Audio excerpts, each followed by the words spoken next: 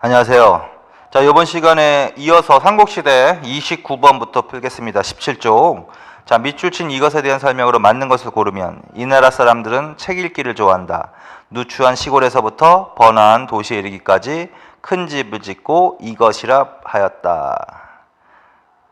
1번 주로 귀족자들을 대상으로 유교 경전과 역사서를 가르쳤다. 경학과 무예를 교육하여 전시에는 군사적 기능도 했다. 박사와 조교를 두고 논어와 효경을 공통으로 교육했다. 원광이 지은 사회규범인 세소옥의 지도이념에 따라 활동했다. 자, 이것은 뭐냐면 교육과 관련되어 있는 것 같죠? 읽어보니까. 근데 시골에서부터 도시에, 시골이라는 얘기 나왔지? 이건 경당에 대한 설명이야. 그래서 유하, 고구려에는 수도의 태학, 지방의 경당. 그래서 이건 경당에 관련된 자료다. 그렇다면 답이 뭐다? 2번이 답인 거죠. 그래서 경당은 경학과 모도 했어, 무예도 교육했지. 그리고 전시에는 군사적 기능도 담당했겠지. 1번 주로 귀족 자제들을 대상으로 유교 경전과 역사를 가르치다. 이거는 수도에 설립한 태학에 대한 설명입니다. 태학. 그래서 태학은 소수리망 때 수도에 설치했다. 그 다음에 주로 귀족 자제를 대상으로 유학을 교육했다. 경당은 평양천도 후다. 지방에 설치되었다. 그 다음에 문무교육을 실시했다. 자, 그 다음에 박사와 조교를 두고 논어와 효경을 공통으로 교육했다. 이거는 통일신라시대 국학에 대한 설명이다. 국학. 그 다음에 원광이 지은 세소옥의 지도이념에 따라 활동. 이건 화랑도 말하는 거고 이건 신라를 말하는 거죠. 자, 그래서 답은 2번으로 가시면 된다. 자, 그래서 고구려에는 유학교육과 관련해서는 태학과 경당, 그 다음에 백제는 경학박사, 의학박사라는 기록이 있고, 경학박사, 의학박사라는 기록이 있고, 그 다음에 신라에서는 유학과 관련해서는 이걸 제일 잘 물어보는 거지. 임신, 서기성. 그 다음에 세속옥에도 무슨 사상이 들어가 있다? 유교, 불교, 도교, 유불선 3교가 들어갔으니까 이건 유교, 불교, 도교로 다 나오는 거지. 그래서 그거 다시 한번 정리. 자, 그 다음에 30번으로 가겠습니다. 다음은 고대사회에 건립된 비석과 그 비석에 새겨진 명문의 일부 내용이다. 이 비석과 관련된 나라에 대한 설명으로 맞는 것. 두 청년이 벌써 딱 나오는 학문을 열심히 닦고 힘써 실천할 것을 맹세한 내용으로 3년 안에 시경, 서경, 예기, 춘추를 읽겠다고 맹세했다. 이게 임신, 서기석이지. 그렇다면 신라를 물어보는 거지. 나라라고 했으니까 수도에 태학을 건립하고 경전과 역사서를 교육했다. 소수리망 때 태학, 고구려. 북위에 보낸 국서는 매우 세련된 한문 문장으로 쓰여졌다. 이건 백제, 계로왕 때. 백제, 계로왕. 6세기 중반 거칠부가 역사서인 국사를 편찬했다. 이건 신라 진흥왕 때, 그러니까 신라 맞지? 신라를 나라를 물어보는 거니까. 농민 생활의 안정을 위해서 진대법, 이건 고구려 고국천왕 때, 그러니까 맞는 것은 3번이 맞겠습니다. 신라. 그래서 이 두 청년이 화랑이라고 해도 되고, 두 청년 화랑이 임신년에 맹세를 하고 그 맹세의 내용을 기록한 비석, 그게 임신, 서기서, 그 다음에 시경, 서경, 예기, 춘추, 그 줄 쳐놓으세요. 거기서 열심히 읽겠다고 한 게 시경, 서경, 서경 밑에다가 상서라고도 해라. 상서라고도 해. 시경, 서경, 상서, 예기, 춘추. 역경은 없다. 시경, 서경, 역경은 없다. 그래서 시경, 서경 내지는 상서, 그 다음에 예기, 춘추 이 정도. 자, 그 다음에 31번. 삼국시대 승려들의 활동 내용으로 맞는 것을 고르면 원광은 젊은이들에게 세소옥을 가르쳤다. 이건 맞죠. 기억은 들어가야 돼. 자장은 황룡사 구축 목탑의 건립을 건의하였으며 수에 건너가 걸사표를 받았다. 이건 틀렸지. 무조건 틀렸지. 그 다음에 고구려 승려 해자는 신라의 망명에서 신라 최초의 국통이 되었다. 틀렸다. 담징, 유명한 사람, 이 사람은 알아야지. 일본에 건너가 호류사 금당벽화에 그랬다. 맞죠? 그러니까 기억과 리을만 맞는 거야. 자, 그래서 원광, 불교지, 불교, 원광. 그 다음에 자장, 이런 사람들은 신라의 승려다. 원광은 진평왕 때 수의 걸사표를 바쳤다. 그다음에 황룡사 구축목탑에 건립을 건의했다. 선덕 이왕태 대국통으로서. 그래서 그 두 사람 기억하시면 되고. 그 다음에 해자 있죠. 해자는 고구려야. 그래서 문화할 때 해자, 담징, 해자, 해관. 이런 사람들은 고구려 승려란 말이야. 그래서 담징은 일본에 건너가 호류사 금당벽화를 그렸으며, 그 다음 오경과 종이멍 맷돌의 제조 기법을 전했다. 해자는 일본에 건너가 쇼토쿠 태자의 스승이 되었다라고 하는 사람이야. 해관은 일본의 삼론종을 전파했다. 이렇게 할 때, 그러니까 아스카 문화, 고구려 일본 문화 전파할 때 나오는 사람들이란 말이야. 해자. 신라 최초의 국통이 된 사람은 해량이지. 해량. 근데 이 사람은 원래 고구려 출신이라는 거지. 고구려 출신인데 신라로 망명해서 신라 최초의 국통이 되었다. 어느 왕 때? 진흥왕 때. 해량. 이름이 비슷한 거 지저분해서 그래. 백제는 해총이라는 애가 나와야 돼. 해총. 일본의 불교를 전파한 승려. 해총. 이렇게.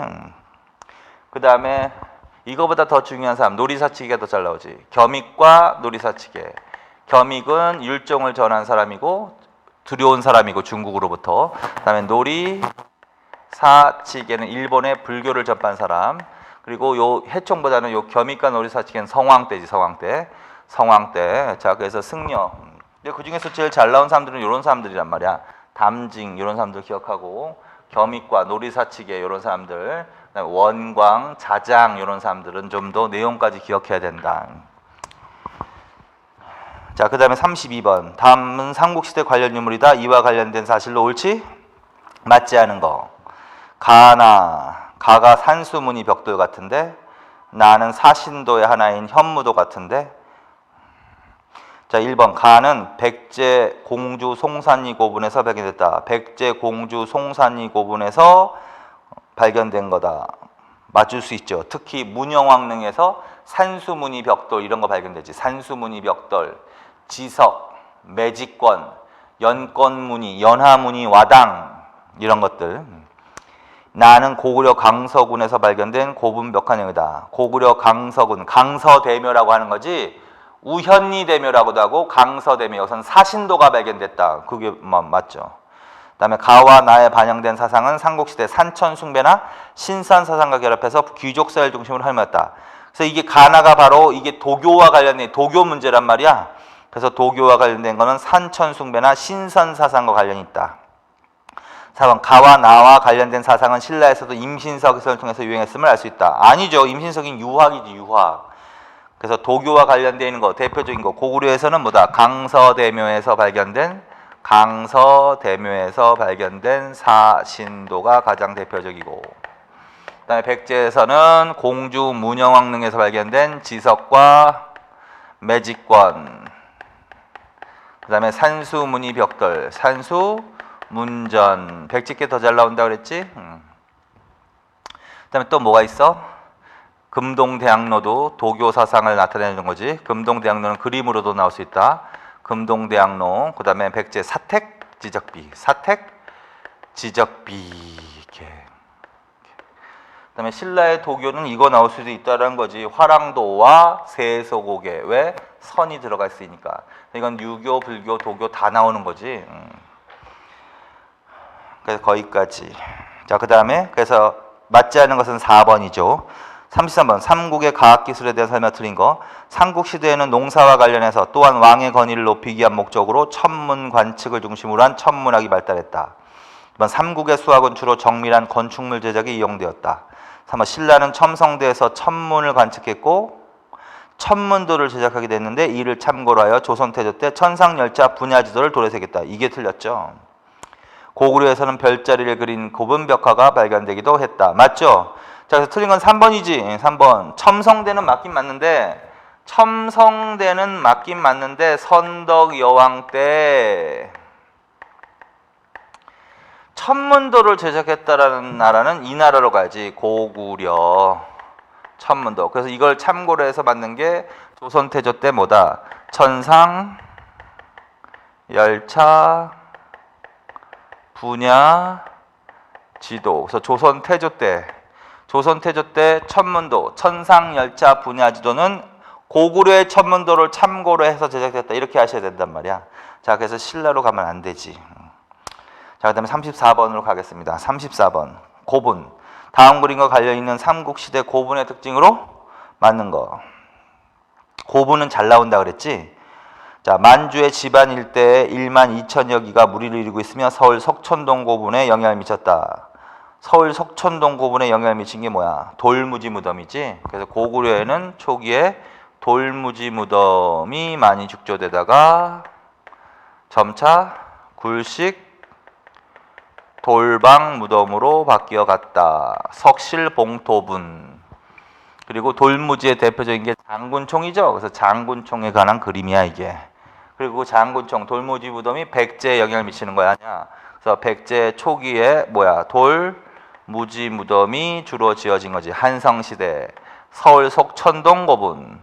그다음에 웅진시대에는 굴식 돌방 무덤 또는 벽돌 무덤이 발견된 거지. 주로 많이 지어진 거지. 공주 송산리에서 발견된 무덤들이지 이게.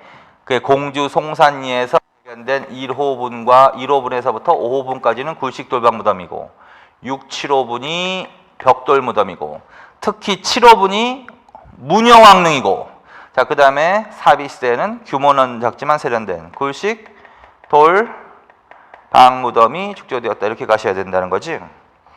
자, 그 다음에 신라는 돌무지, 덧널 무덤이 주로 축조되었다. 그러다가 점차 굴식, 돌방 무덤으로 바뀌어간다라는 거죠. 그래서 이거부터 먼저 기억하시란 말이야. 그 다음에 장군총이 대표적인 거고, 이거는 강서대명, 쌍용총, 각조총, 무용총 등이 해당되는 거고, 서울 석천동 고분이 해당되는 거고, 공주 송산리에서 발견되는 거고, 부여 능산리에서 발견되는 거고, 그 다음에 경주에서 발견되는 거고, 천마총, 금관총, 서봉총, 호우총 등인 거지. 이건 주로 통일신라 시대, 삼국 말기부터 이렇게.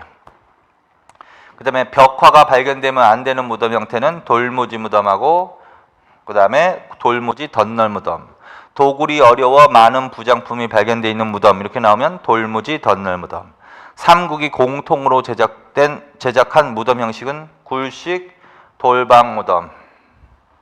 그 다음에 내부 구조가 모줄인 구조 이렇게 되어 있으면 고구려로 가는 거고 모줄인 구조. 그 다음에 주로 벽화가 주로 발견되는 거는 그런데 그 중에서도 여기가 주로 많이. 근데 생활도에서 사신도로 간다라는 거. 초기에는 생활도를 주로 그렸는데 점차 사신도. 그 다음에 벽돌 무덤에서도 사신도가 발견되면 되는데 7호분에서는 발견되면 안 된다는 거. 공주 문영왕릉에서. 그 다음에 돌무지 덧널 무덤에서 발견된 그림 천마총에서 발견된 천마도는 벽화는 아니라는 거. 그래서 그런 것들을 좀 기억하시면 된다. 자, 그래서 답은 1번이야. 2번 돌로 널방을 짜고 그 위에 흙으로 덮어 봉분을 만든 것이다. 이게 굴식 돌방무덤 석실 봉토분을 설명해 놓은 거다. 널방의 벽과 천장에는 벽화를 그리기도 했다. 맞지? 근데 이거는 지금 그림은 장군총이란 말이야. 장군총. 그러니까 아니지. 자, 3번 공주 송산리에서 발견된 무덤으로 중국 남조 양과의 교류 사실을 반영할 때 이건 벽돌 무덤을 물어보는 거지. 벽돌 무덤. 주로 경주에 분포하고 있으며 말이 하늘 나는 그림이 발견됐다. 말이 하늘 나는 그림. 그게 천마도라는 거지. 그게 발견된 무덤은 천마총이라는 거지. 그건 신라의 돌무지 덧널 무덤 말하는 거죠. 35번 다음 그림은 삼국시대 무덤과 관련된 것이다. 이 무덤에 대한 설명으로 맞는 것을 고르면. 자, 이것도 반드시 그림을 익혀 두세요. 요게 이제 첫 번째 그림은 내부, 무덤 내부인데 방이 있는데 옆에가 그냥 돌이 아니라 벽돌로 쌓은 내부를 얘기해 주고 있는 거고 중간에 있는 고개 지석을 말하는 거야. 지석, 그 다음에 오른쪽에 있는 거는 예술품을 말하는 거고 그리고 이거는 문영왕릉 말하는 거야. 공주 문영왕릉. 맞는 거. 도교의 북쪽 방위실 가르치는 현무도가 발견되었다. 사신도 발견은 벽돌 무덤에서 사신도가 발견됐다. 그러면 맞아. 근데 그건 6호분에서 발견된 거고 7호분에서는 사신도가 발견되면 안 돼. 1번은 틀렸어. 2번 말이 하늘 나는 그림이야. 이거는 천마도니까 천마총. 이거는 돌무지 덧널 무덤 말하는 거죠. 내부 구조는 모듈인 구조. 이거는 고구려의 내부 전통 양식을 말하는 거지. 중국 남조 양과의 교류사슬을 반영하는 벽돌 무덤입니다. 이게 답인 거죠. 4번. 그래서 공주 문영왕릉을 물어본 거고 공주 송산리 7호분을 물어보는 거고 여기서는 벽화 사신도가 발견되지는 않았고 벽돌 무덤은 양의 영향을 받은 것이다. 그 다음에 36번 다음 그림과 관련있는 고분의 특징으로 알맞은 것은 이것도 그림이 잘 나오는 거죠. 이게 바로 돌무지 덧널 무덤의 내부 구조죠. 돌무지 덧널 무덤. 무덤의 주인공을 알 수 있는 지석이 발견됐다. 그거는 공주 문영왕릉이지. 그래서 무덤의 주인공을 알 수 있는 지석 발견. 공주 문영왕릉. 4세기 중반에서 6세기에 조성된 것으로 보이며 도굴이 어려워 많은 껴목거리가 그대로 남아있다. 이게 답 같은데. 삼국은 공통적으로 이 무덤을 축조했어? 삼국이 공통적으로 축조한 거는 골식 돌방 무덤인 거죠. 그 다음에 씨름도, 수렵도, 별자리 그림 등 다양한 벽화가 발견됐다. 이거는 굴식 돌방 무덤이야. 굴식에서 씨름도가 발견된 게 바로 각저총이야. 각저총. 그 다음에 수렵도가 발견된 게 무용총이야. 무용총 등등. 별자리 그림, 견우와 직녀 이런 거. 그런 것들도 다 발견된다. 이건 주로 고구려의 무덤으로 간다. 굴식 돌방 무덤, 고구려의 굴식 돌방 무덤 형태. 그래서 이제 돌무지 덧널 무덤의 그림을 줬으니까 2번이 답인 거죠. 자, 그다음 37번 삼국시대 건축과 탑에 대한 설명으로 맞는 거. 궁궐 건축으로 가장 규모가 큰 것은 장수왕이 국내성에 세운 안악궁으로. 틀렸어. 장수왕이 평양에 세운 겁니다. 국내성이 아니라. 그래서 남진 정책의 기상이 엿보인다 이렇게 해석을 하는 거지. 자, 2번 미륵사는 7세기 성왕 때. 틀렸습니다. 무왕 때 건립된 비석입니다. 미륵사는. 자, 그래서 무왕 때 미륵사. 중앙에 거대한 목탑이 있고 양쪽에 동쪽 서쪽으로 석탑을 두고 있어. 그게 미륵사의 구조야. 미륵사는 이거 목탑을 뒀다 해서 황룡사 구축 목탑으로 가지 말고 미륵사는요, 중앙에 거대한 목탑이 하나 있고 동쪽 서쪽으로 탑이 하나씩 있었단 말이야. 석탑. 근데 이제 다 소실이 된 상태에서 이제 하나만 남아 있는 거야. 그게 이제 서탑이야. 그게 미륵사지 석탑이야. 미륵사지 석탑. 자, 그래서 이건 미륵사는 무왕 때로 가셔야 됩니다. 자, 3번 황룡사 구축 목탑은 신라 선덕여왕 때 자장의 건의로 호국사상을 담아 백제 기술자 아비지에 의해서 건립되었다. 맞는 이게 답이죠. 이게 답. 그래서 선덕여왕 때 세트로 3개 다니라. 선덕여왕 때 세트로 3개. 첨성 때 그다음에 황룡사 구축목탑, 그다음에 분항사 모전석탑. 요 3개는 항상 같이 다니세요. 선덕여왕 때. 그리고 황룡사 구축목탑은 몽고 침입 때 소실되죠. 그렇죠? 그것까지 알아두셔야 돼. 4번 삼국시대에는 기단과 탑 신의 조각을 새긴 탑이 유행했다. 기단과 탑 신의 조각을 새긴 탑! 이거는 신라 하대에 유행한 거야. 통일신라. 그 중에서도 하대. 양양 진전사지 3층 석탑이야. 양양 진전사지 3층 석탑을 말하는 겁니다. 그래서 삼국시대 문제로 나왔으니까 4번은 틀린 거고 3번이 맞는 겁니다. 자, 그 다음에 38번. 삼국시대 건립된 탑과 관련된 그림이다. 가라에 대한 설명으로 틀린 거. 자, 1번. 가는 목탑 양식의 현존 최고의 석탑이래. 목탑 양식의 현존 최고의 석탑은 목탑 양식을 띈 석탑 중에서도 가장 오래된 거는 익산 미륵사지 석탑을 말하는 거야. 2번 나는 당의 소종방이 백제를 정벌하고 세웠다는 한문 글귀가 새겨져 있어 일명 평제탑으로 잘못 알려지기도 했던 탑은 뭐다? 부여 정림사지 5층 석탑을 말하는 거야. 3번 다는 호국 불교적 염원을 담아 건립하였으나 임진왜란 때 소실되었다. 임진왜란 때 소실된 건 삼국시대에 건립된 탑은 없어. 임진왜란 때 소실된 문화재는 경복궁, 불국사, 실록 이런 것들이 소실되는 거죠. 몽고 침입 때 소실된 건 있지 하나. 황룡사 구축목탑, 삼국시대 탑으로서. 그게 틀린 것 같지? 라는 석재를 벽돌 모양으로 만들어 쌓은 탑으로 지금은 3층까지만 남아있다. 이게 분황사 모전석탑을 말한다. 자, 그래서 결론. 가는 익산 미륵사지 석탑, 나는 부여 정림사지 5층 석탑, 다는 황룡사 구축목탑, 라는 분황사 모전석탑을 말합니다. 그래서 탑은 그림이 잘 나온다 그랬죠. 그래서 탑은 조선시대 원각사지 10층 석탑까지 봐놔야 돼. 그래서 통일신라 시대하고 그 다음에 고려시대 조선 원각사지 10층 석탑까지 봐놔야 돼. 그래서 틀린 것은 3번이다. 그래서 황룡사 고축목탑은 선덕여왕 때 대국통이었던 자장의 건의로 호국사상이 담겨져 있는 목탑, 그 다음에 백제기술자 아비지를 초빙해서 만든 탑, 이거 말하는 거지. 선덕여왕 때 같은 때. 그 다음에 몽고 침입 때 소실, 그렇게 알아두셔야 된다. 자, 그 다음에 이제 39번으로 갑시다. 39번은 다음 같은 내용이 기록되어 있는 삼국시대 비석에 관한 설명으로 맞는 것을 고르면 영락 9년 기에 백제가 서약을 하기. 이거 계속 너무 잘 나오는 거죠. 이거 광개토대왕 B다. 광개토대왕 B. 맞는 거. 장수왕이 414년에 건립한 한반도 내 유일한 고구려 비석이다. 틀렸다. 이번 왕릉을 지키는 수묘인 명단과 수묘 지침 및 수묘인 관리 규정 등이 기록되어 있다. 수묘인 연호와 관련된 기록이 있다. 3번 신라 영토 내 당주라는 기록으로 보아 신라 영토 내 고구려 군이 주둔한 사실을 알 수 있다. 틀렸다. 북위를 격파하고 요동을 차지한 사실이 기록되어 있다. 이거 틀렸다 그랬지? 답은 몇 번이야? 2번이지. 2번. 1번은 왜 틀렸어요? 광개토대왕 능비는 만주에 세웠다고 했잖아. 만주 국내성에.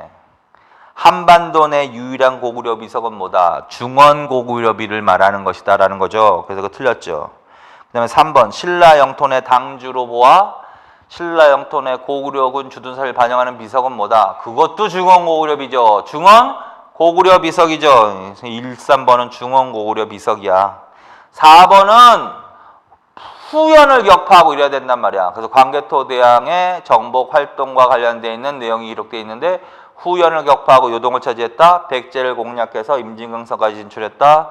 그 다음에 신라에 침입한 왜구를 격퇴했다. 기타 거란, 숙신, 부여 등을 격파했다라는 기록이 나온다. 광개토대왕 능비에.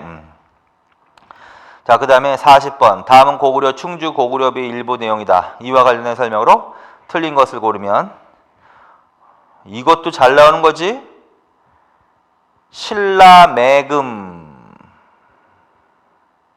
그래서 신라 왕을 매금이라고 표현한 단어가 나오지. 의복을 하사했다라는 얘기 나오지. 끝에 동이매금. 신라를 동쪽의 오랑캐라고 표현하는 문장이 나왔다. 이게 바로 뭐다? 중원 고구려 비석입니다. 중원 고구려 비석. 그래서 중원 고구려 비석은 장수왕 때 건립되었다. 중원이 충주 지방이니까 한반도 내 유일한 고구려 비석입니다. 중원 고구려 비석은 장수왕 시기의 영토 확장 내용과 관련이 있습니다. 한강 하류까지 완전히 점령하고 더 내려가서 중령에서 남양만을 잇는 성까지 진출했음을 알 수 있는 비석입니다. 그 다음에 이 비석 안에 신라를 동쪽의 오랑캐, 동이라는 표현이 있습니다. 천하의 중심이라는 자부심이 들어가 있는 겁니다. 그 다음에 신라 영토 내 당주라는 기록으로 보아 신라 영토 내 고구려군 주둔 사실을 반영하고 있습니다. 그런 내용을 알아두셔야 된단 말이야. 1번 고구려가 천하의 중심이라는 자부심이 반영되어 있다. 맞잖아. 뭘 통해서? 신라를 동쪽의 오랑캐라고 표현한 것으로 봐서. 2번 신라 왕을 동이매금이라 칭하고 의복을 하사하는 등 신라를 송민으로 인식했다. 맞지? 하사는 위에 사람이 아랫 사람에게 준다는 얘기잖아. 그래서 의복을 하사했다는 얘기는 이 당시에 고구려와 신라의 관계가 주종관계라는 거야. 군신관계. 3번 신라 영토 내 고구려군 주둔 사실을 간접적으로 반영하고 있다. 4번 일본은 비문 일부 내용을 근거로 임나 일본 부서를 주장하고 있다. 이거는 광개토대왕 능비에 대한 거지. 그래서 일본이 우리나라 고대사를 왜곡하는 이론 중에 하나가 바로 임나 일본 부설인데 일본 부설의 근거로 삼고 있는 대표적인 유물이 크게는 두 개가 있다. 칠지도하고 그 다음에 광개토대왕 비문이다. 자, 그래서 중원고구려비가 아니라 이건 광개토 대왕에 대한 거야. 능비. 그래서 4번. 그다음에 다음을 건립 순서대로 바르게 나열한 거. 자, 신라의 삼국시대 비석은 순서 발현 문제도 나온다 그랬잖아. 순서는 어떻게 하라고 그랬지? 고구려께 가장 먼저라고 그랬죠. 항상 고구려, 광개토 대왕능비, 광개토 대왕능비하고 중원, 충주고구려비. 충주고구려비. 장성이 세웠으니까 5세기에 건립한 비석이야. 5세기. 그 다음에 어느 나라로 간다? 신라로 간다. 신라는 지중왕 때부터 나오지. 영일 포항중성리 신라비. 포항중성리 신라비가 현존 최고 신라비고, 그 다음에 영일냉수리비. 영일냉수리비. 요게 지중왕이야. 그 다음에 버풍왕 때는 울진봉평비하고 영천청제비.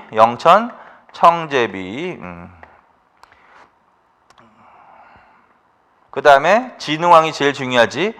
진흥왕의 비석은 순서대로 단양적성비가 가장 먼저고, 단양적성비. 그 다음에 진흥왕 순수비인데, 진흥왕 순수비도 북한산비, 창녕비, 황초령비하고 마울령 비석. 그 다음에 맨 마지막에 진평왕 때가 뭐다? 진평왕 때가 남산 신성비. 요 정도까지 알아두라 그랬지. 자, 그 다음에 맨 마지막에 나오는 게 바로 사택지적비라고 그랬죠. 백제 사택지적비. 이렇게. 그래서 순서는 크게 그렇게 가는 거야. 머릿속으로. 고구려 2개, 그게 먼저. 그 다음엔 신라비석. 근데 지중왕 때, 버풍왕 때, 진흥왕 때, 진평왕. 그 순서대로 외우시면 되고, 마지막으로 사택지적비다. 자, 그러면 광개토대왕능비, 창녕비, 단양적성비, 사택지적비. 사택지적비 무조건 마지막으로 빼야 되는 거고, 그 다음에 창녕비하고 단양적성비는 진흥왕과 관련된 비석이고, 광개토대왕능비는 장수왕이 세운 거고, 그렇다면 기억이 가장 먼저 나와야지. 그런데 진흥왕 때 2개 중에서 단양적성비가 먼저지. 그렇다면 기억 디귿으로 가야지. 기억, 디귿, 그 다음에 니은, 리을로 간다. 여기서 머릿속으로 공부하. 광개토대왕비 다음에는 뭐가 나와야 돼? 중원고구려비가 나올 수도 있지. 그래도 그게 가장 먼저지. 그래서 기억, 광개토대왕비, 중원고구려비, 장수왕. 그게 가장 먼저야. 그 다음에 신라로 나와야 되는데, 신라는 진흥왕부터 나왔어. 근데 진흥왕부터 나오는 게 아니라 지중왕부터 나올 수 있지. 지중왕 때 포항중성리 신라비, 영일냉수리비, 버풍왕 때 울진봉평비하고, 그 다음에 영천청제비, 그 다음에가 진흥왕 때 단양적성비, 그 다음에 창녕비 전에 단양적성비, 그 뒤에 북한산비, 그 다음에 창녕비, 그 다음에 창녕비 다음에 황초령비, 마을령비석까지가 진흥왕.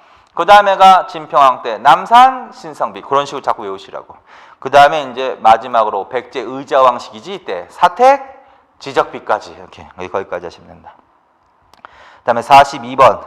삼국의 문화는 일본에 전해져 아스카 문화 형성에 영향을 미쳤다. 이 밑줄친 이 나라의 문화 전파 내용으로 맞는 것을 고르면, 일본에 전래된 이 나라의 문화를 바탕으로 일본에서는 이 나라의 가람 양식이 유행하였고, 백제의 세계적 자랑인 고류사 미륵반가 사유상과 호류사 관음상이 만들어졌다. 이 나라는 백제 가람 양식이 유행한 거야. 백제 가람. 그래서 삼국은 일본 아스카 문화 전파에 영향을 미쳤다. 아스카 문화 발전에 영향을 미쳤다. 가장 주도적인 역할을 했던 나라는 백제. 그래서 백제의 많은 문화가 전해져서 일본 내에서 백제 가람 양식이 유행했다.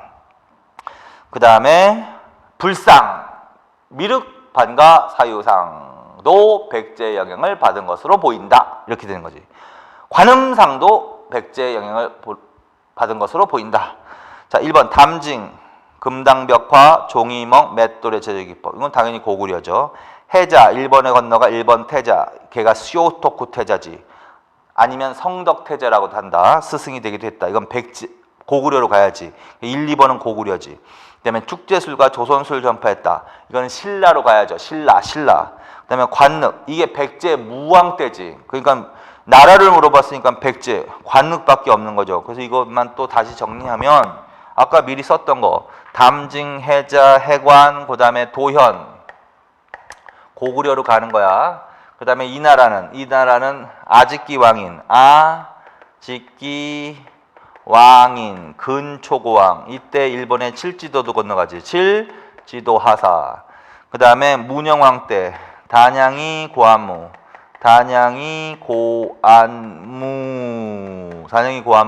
문영왕 때. 성왕 때 유기 놀이사치계.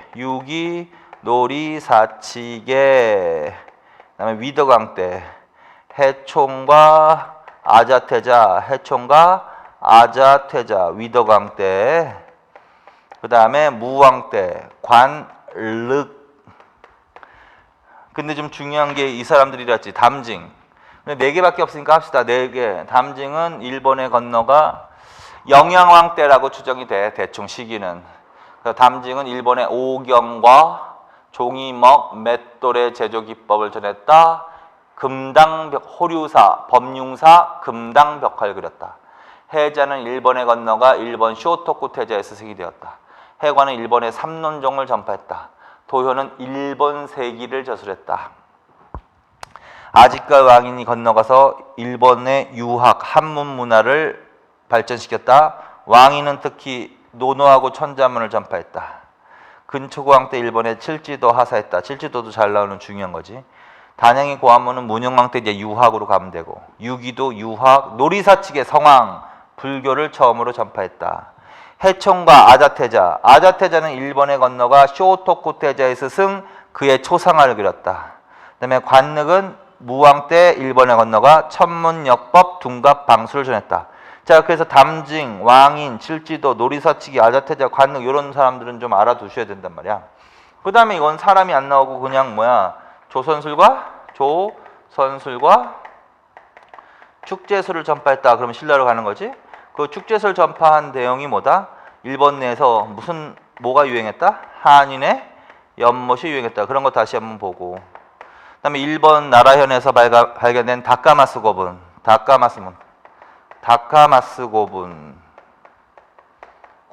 이게 일명 고송총이라고 하는 거야. 고송총에서 벽화가 발견됐는데 그 벽화에 여인도가 그려져 있는데 여인도가 바로 고구려 고분 벽화의 영향을 받은 것이다.